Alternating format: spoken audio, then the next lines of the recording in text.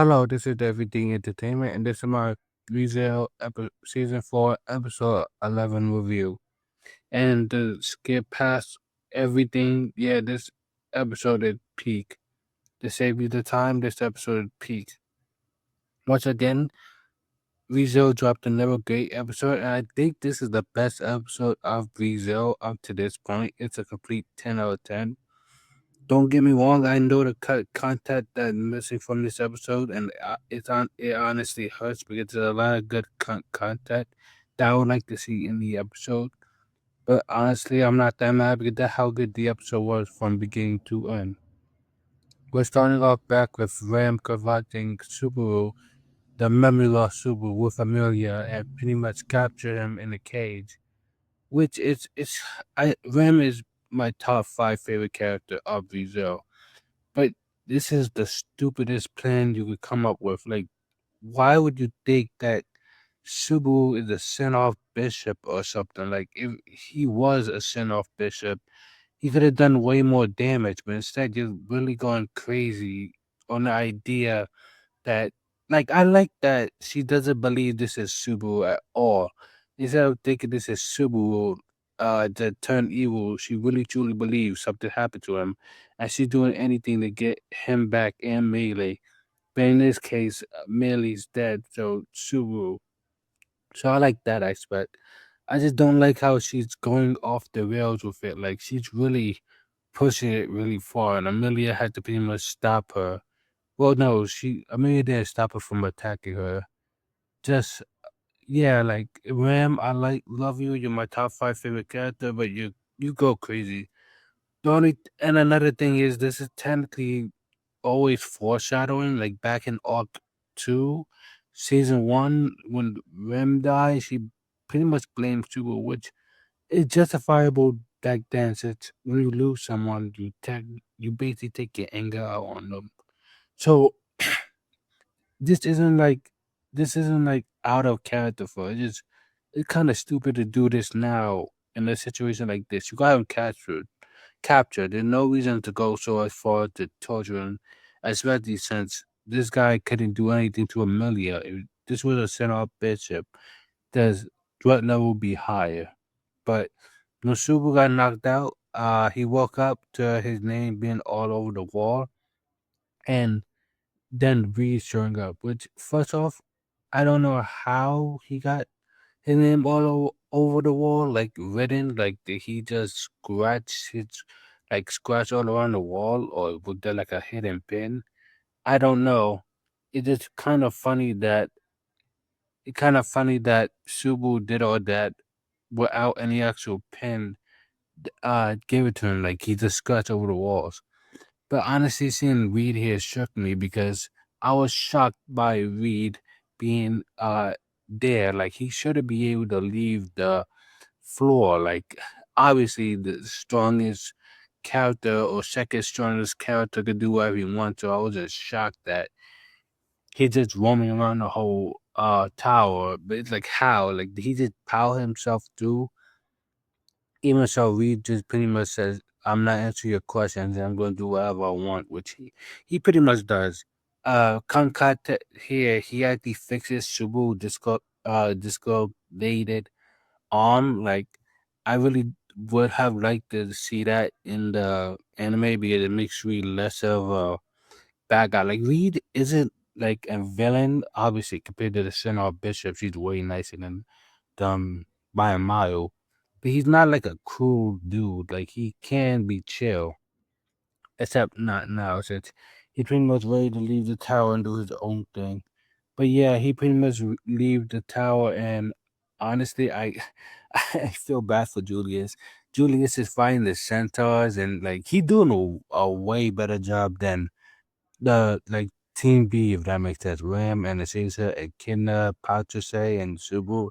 Like, I was like, okay, how strong would Julius and Milia will go up against their centaurs? And my answer, he took it on like 5 of them by himself, and he was doing really good. Like, if he was there, he could have soloed the centaur that Shala killed.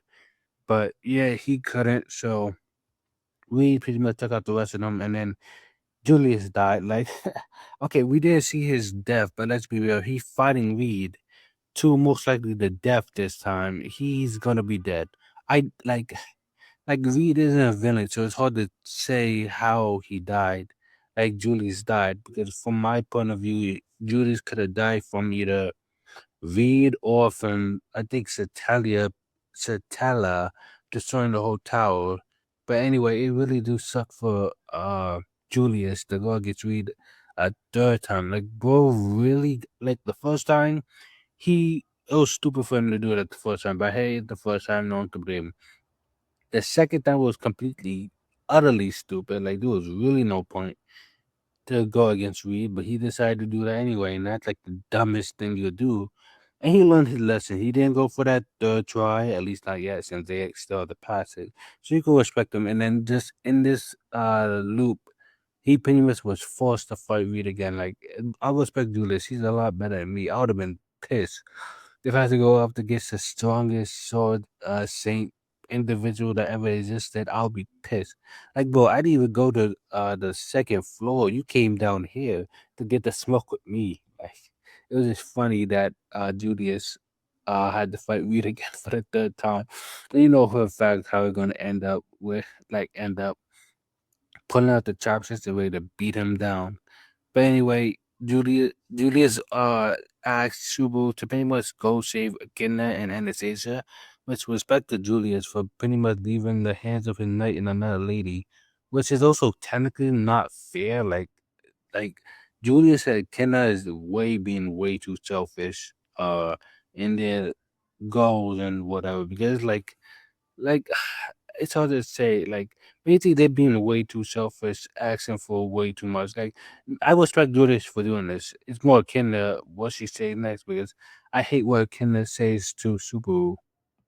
I get Kenna thinking Subaru is the imposter or fake or a danger to a group, but to go as far to say that like it was better for her to go to the tower by herself is wild. Like the guts to say that to the man that got you not only in the tower but figure out the first trial is crazy stupid. Like that ticked me off so much.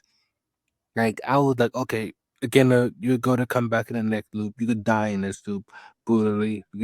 You can't say something like that and think you can get away with it. Like, like seriously, like I should have came by myself. You could even get in the entrance by yourself. You could even get past the first trial by yourself. And so far, you're like the most weakest person in the group. Like you had the location of the tower. That's good, I guess. That I give you credit for that. But besides that, you haven't done anything. You haven't helped get in, and you haven't helped at all. Like Subu pretty much is carrying the team on his back.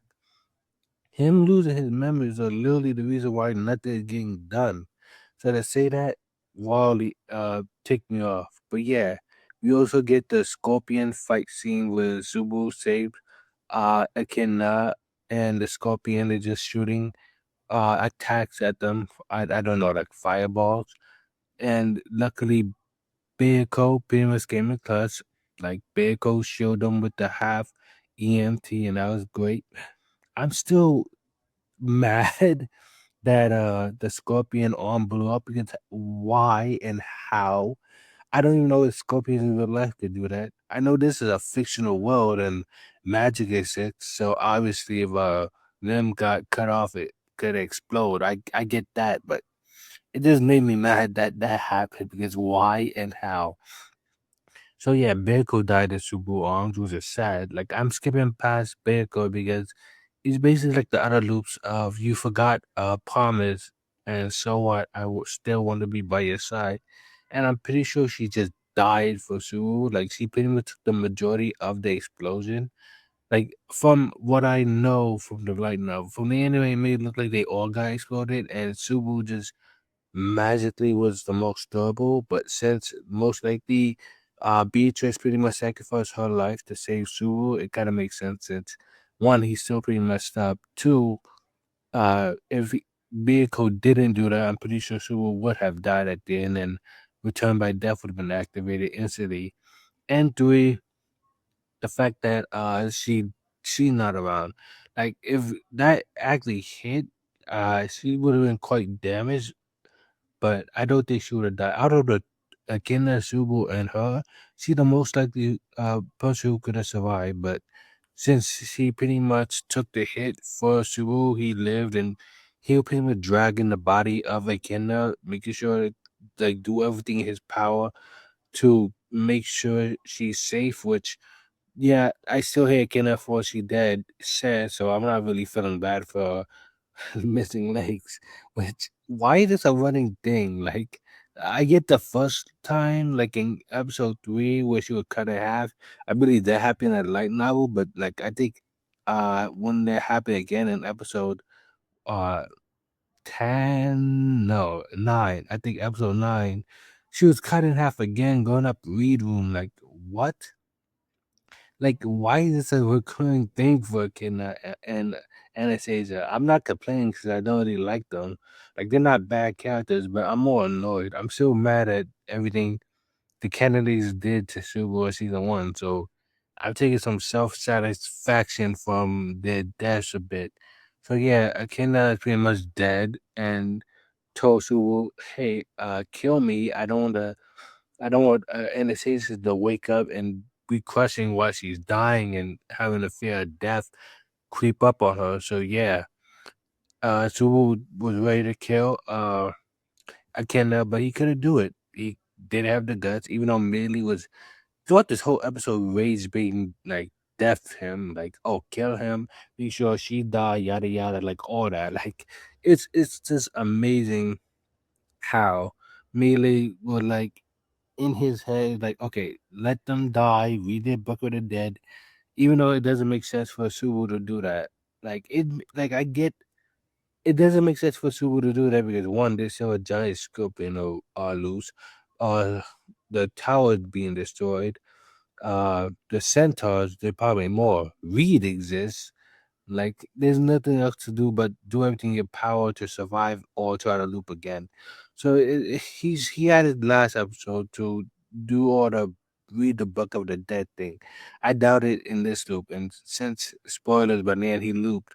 This was like the last scenario for Gluttony if it wasn't gonna happen. I think last episode was the most likely case of it happening. But back on track to the video.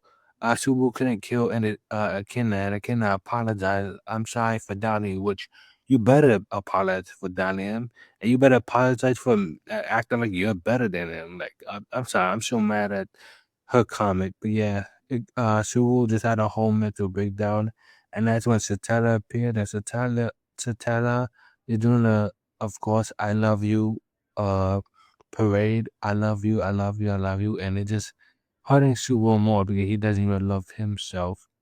Satella keeps saying to Subaru, I love you, I love you, I love you. And I'm just thinking to myself, can you give this man like an update on his return by death? Like, make sure I have a fail safe so he doesn't like have situation where he loses memories, but say return by death. Because it's so hard for him to like navigate his ability and lost his memories in the worst possible scenario. Like he have nowhere to run, he can't hide anywhere. Like this is the worst time to lose his memory. I feel so bad for Subaru. Yeah, and also I wish the anime explained better why Satella was here. They don't really do a good job explaining why Satella is in the tower. Like to me, it's hard to understand why Satella is like killing Subaru right now. Like I don't understand. Like the anime doesn't do a good job explaining why Satella is like acting like this, in my opinion, because I have to go read the light novel again to understand why Satella is even here. Like I guess she loved Subaru, but it's not like maybe because it's a dead end loop, so she's just ending it quickly. I just wish the anime explained that better. But yeah, Amelia comes in, saves the day, and saves Subaru, and we get this sad scene as Subaru pretty much hating himself, like wondering why do these people like Natsuki Subaru so much? Like, I am not him, he does not exist. I can't believe that he's associated with me. It's like really sad. And Amelia, the best female character of ReZero, don't quote me on that. Pretty much gave him all the reasons why he is the best. Going over the history of ReZero essentially up to that point, how he pretty much saved her in every way. Which fun fact, fun fact, I find it funny that they talk about like the fight in like Arc 3 and like since Julius memory got erased, technically no one remember the fight they had, so it's like it doesn't even like oh yeah, it like Subu embarrassed herself in front of the council and other candidates. So yeah, there's that. Also the fact that he said him and Ram defeated the Mobbies in Arc 2, which Ram was there, but since Ildi Race he's getting false information. I just kinda get find that funny in her whole speech. But the fact that she's just being his hype man is the best part, not like hype man, but informational, like the heart of Subaru, like explaining why Nazi Subaru is amazing and why he's such a great guy. And he listens to this, like he understands, man, Nazi Subaru, the fact that you're going after a woman who's way above you, it like it's nice. He finally understands that he fell in love with this woman. Natsuko fell in love with this woman. Woman fell in love with him. You know, he doesn't understand that and doesn't even love himself. This woman loves him, fault and all. Even though there's people stronger than him, smarter than him, braver than him, and actually just better than him, she wants Natsuko with or without memories. And I just find that so heartwarming. And I really do like the whole speech.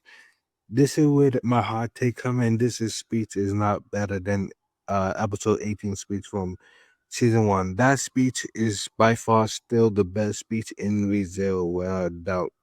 Like the whole episode was just a speech, and even then, the whole episode was building up to that speech. This is the better episode. Don't get me wrong. This is why I thought, well, without a doubt, a better episode than episode 18. But I am not going to sit here and lie and say this speech is better than episode 18. Like, my only nitpick with episode 18 speech, I guess, is like the end. Like, when you go over, I like Amelia, that's actually still good. It like shows their maturity and understanding where they stand. But like after that part, it just goes down. Like it peaked and peaked and peaked. They were just going down and down and down. You understand that? Well, this one on the hand peaks and peaks and go up and up, all the way from the beginning of the speech to the end, where they go far down to the crack of the hole that Satana made to kill Sulu.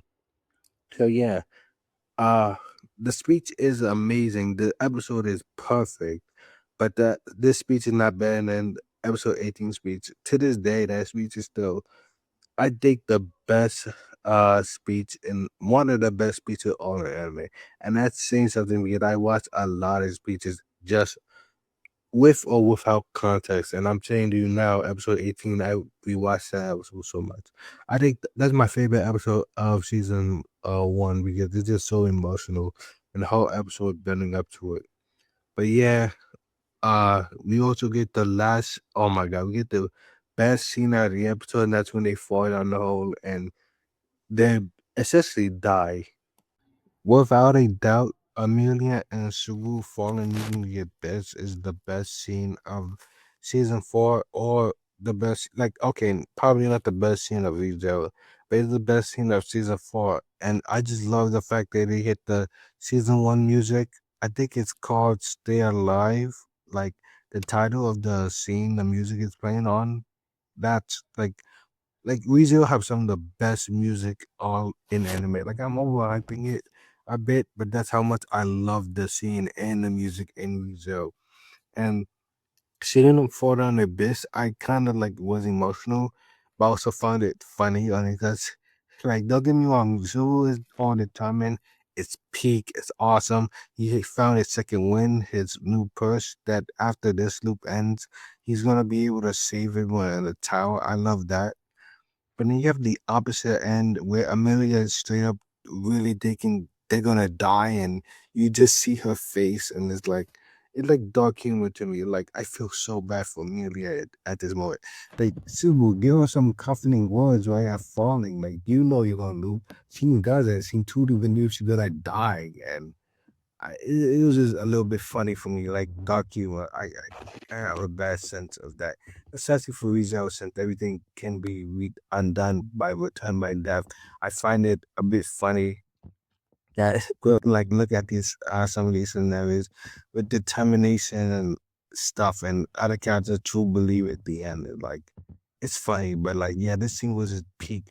Subaru like Amelia falling down the hole and Subaru and dropping the shark saber. Like that like peak Subaru right there. Like no hesitation, no fear. Is ready to save Amelia and protect her at all costs, even though he can't do anything. At the door, he knows he's gonna die, and this is the end of this loop. So he's gonna remember everything from this loop and all the good the people did. But oh, I forgot to highlight this as his sumo speech where he said like Beatrice trust and like he went down the list of all the people and he did not talk about Melee or Ram, which I found hilarious. He couldn't find any good things to say about Melee or Ram, which I kind of makes sense. He did have a real close connection to Melee in every loop. She was just kind of a little brat, but like not like annoying, but like just there. And Ram was always like Ram had like one emotional outburst. Like emotional outburst that makes sense, but in this loop, it's like, come on, man, be better. Like, seriously, I get that you're trying to protect anybody and stuff, but like, be smarter. Don't be so stupid. You're not stupid. Slap on the BS, all falls that he loops, and then we get his determined trait. Then we get his happy relief face that he's back from zero, aka back in the tower again, which I'm confused. Does he get his memories back? Because when he fell down the it's a teller hole pause or whatever. He pretty much saw all the memories. So did he get his memories back or not? I really don't know. I usually watch the anime and then I go read part of the light novel. Like after I watch the anime episode, I go and read part of the light novel. That's what I usually do when I watch anime because I wonder what they cut out from the episodes and what the episode could have added and made it better or if I should be upset or not because this is a 10 episode, even though they cut out some stuff that I wish was in it. So yeah, we return back to zero with Subaru, this Subaru with determined face, and I'm excited for Core 2 because I don't know how he's gonna handle this situation. Is he gonna reveal he lost his memories? Is he gonna play the perfect Subaru one? Like I don't know. He could probably find a way to get them out the tower. But honestly, if he never got his memories back, I swear to God, that would be such a power move. Like by the end of the arc, if he gets his memory back by the end of like season four, code two, like when he completes the tower and he reveals, "Oh, I didn't have my memories this whole time." It's gonna be such a power move, in my opinion. I think I would like that so much more. That he completed the tower out his memories, like that would been, ooh, that would be so cool. But anyway, that's my thoughts, and it's time to wrap it up. In the like I said, this is a peak episode video. It's a 10 out of 10 episode. I'm beginning to end. Even though they cut out some stuff I would like to see in the episode, it doesn't diminish what it provided. It made me laugh at time, which is dark. It made me emotional. It scared me. Like generally, when I saw Reed, I will say this. I was like, oh my god, no.